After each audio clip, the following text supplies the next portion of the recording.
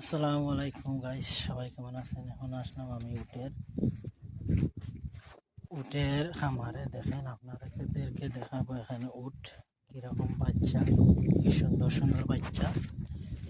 আর উটে কি খাইতেছে, এই দেখেন উট, এই দেখেন উট, দেখতেছেন উটে ঘাস খাইতেছে। এই দেখেন উট, উটে ঘাস খাইতেছে।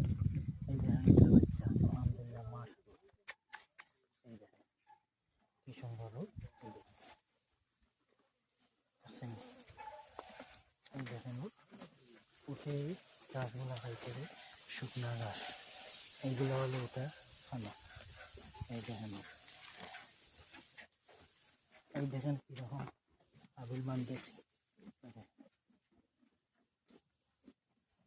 এইগুলো হলো আবিল।